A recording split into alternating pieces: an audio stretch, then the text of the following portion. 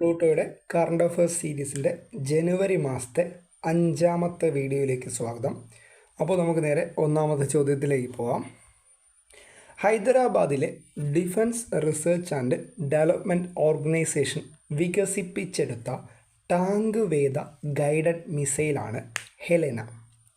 ഒന്നുകൂടി, ഹൈദരാബാദിലെ defence research and development organisation വികസിപ്പിച്ചെടുത്ത ടാങ്ക് വേദ ഗൈഡഡ് മിസൈലാണ് ഹെലന.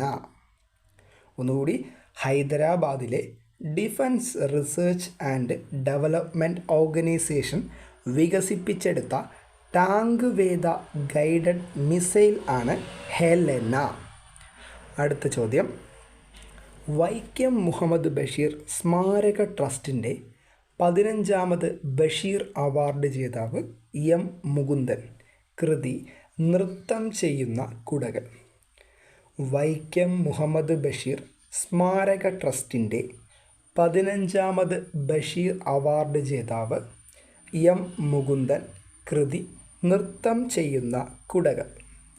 ഒന്നുകൂടി, വൈക്കം മുഹമ്മദ് ബഷീർ സ്മാരക ട്രസ്റ്റിൻ്റെ 15ാമത് ബഷീർ അവാർഡ് ജേതാവായത് എം മുകുന്ദനാണ്.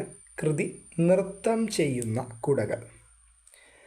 18 വയസ്സുവരെയുള്ള വിദ്യാർത്ഥികൾക്ക് കണക്ക് പഠനം നിർബന്ധമാക്കാൻ പോകുന്ന രാജ്യമാണ് ബ്രിട്ടൻ. 18 വയസ്സുവരെയുള്ള വിദ്യാർത്ഥികൾക്ക് കണക്ക് പഠനം നിർബന്ധമാക്കാൻ പോകുന്ന രാജ്യമാണ് ബ്രിട്ടൻ. ഒന്നുകൂടി, 18 വയസ്സുവരെയുള്ള വിദ്യാർത്ഥികൾക്ക് കണക്ക് പഠനം നിർബന്ധമാക്കാൻ പോകുന്ന രാജ്യമാണ് ബ്രിട്ടൻ. അടുത്ത ചോദ്യം, സുഖോയ് യുദ്ധവിമാനത്തിലെ പൈലറ്റാകുന്ന ഇന്ത്യയിലെ ആദ്യ വനിതാ പൈലറ്റാണ് ആവണി ചതുർവേദി. സുഖോയ് യുദ്ധവിമാനത്തിലെ പൈലറ്റാകുന്ന ആദ്യ ഇന്ത്യൻ ആണ് അവനി ചതുർവേദി. ഒന്നുകൂടി, സുഖോയ് യുദ്ധവിമാനത്തിലെ പൈലറ്റാകുന്ന ആദ്യ ഇന്ത്യൻ വനിതയാണ് ആവനി ചതുർവേദി. അടുത്ത ചോദ്യം, 2023 ഹരിവരാസന പുരസ്കാര ജേതാവാണ് ശ്രീകുമാരൻ തമ്പി. 2023 ഹരിവരാസന പുരസ്കാര ജേതാവാണ് ശ്രീകുമാരൻ തമ്പി. ഒന്നുകൂടി, 2023 ഹരിവരാസന പുരസ്കാര ജേതാവായത് ശ്രീകുമാരൻ തമ്പിയാണ്. രാജ്യത്തെ ഏറ്റവും വലിയ കടൽ പാലം നിലവിൽ വരുന്നത് മുംബൈയിലാണ്. രാജ്യത്തെ ഏറ്റവും വലിയ കടൽ പാലം നിലവിൽ വരുന്നത് മുംബൈയിലാണ്. ഒന്നുകൂടി, രാജ്യത്തെ ഏറ്റവും വലിയ കടൽ പാലം നിലവിൽ വരുന്നത് മുംബൈയിലാണ്.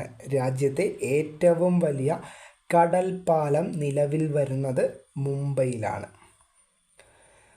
ആസ്ട്രോ ടൂറിസം വാന നിരീക്ഷണ പരിപാടിക്ക് വേദിയായ നഗരമാണ് ന്യൂഡൽഹി. ആസ്ട്രോ ടൂറിസം വാന നിരീക്ഷണ പരിപാടിക്ക് വേദിയായ നഗരം ന്യൂഡൽഹിയാണ്. ഒന്നുകൂടി, ആസ്ട്രോ ടൂറിസം വാന നിരീക്ഷണ പരിപാടിക്ക് വേദിയായ നഗരമാണ് ന്യൂഡൽഹി. താർക്കികരായ ഇന്ത്യക്കാർ എന്ന പുസ്തകം രചിച്ചത് അമർത്യാസനാണ്. താർക്കികരായ ഇന്ത്യക്കാർ എന്ന പുസ്തകം രചിച്ചത് അമർത്യാസനാണ്. ഒന്നുകൂടി, താർക്കികരായ ഇന്ത്യക്കാർ എന്ന പുസ്തകം രചിച്ചത് അമർത്യാസനാണ്.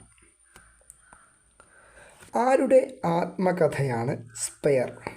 ഹാരി രാജകുമാറിൻ്റേതാണ്. ആരുടെ ആത്മകഥയാണ് സ്പെയർ? ഹാരി രാജകുമാരൻ്റെ ആത്മകഥയാണ് സ്പെയർ. ഒന്നുകൂടി, ആരുടെ ആത്മകഥയാണ് സ്പെയർ?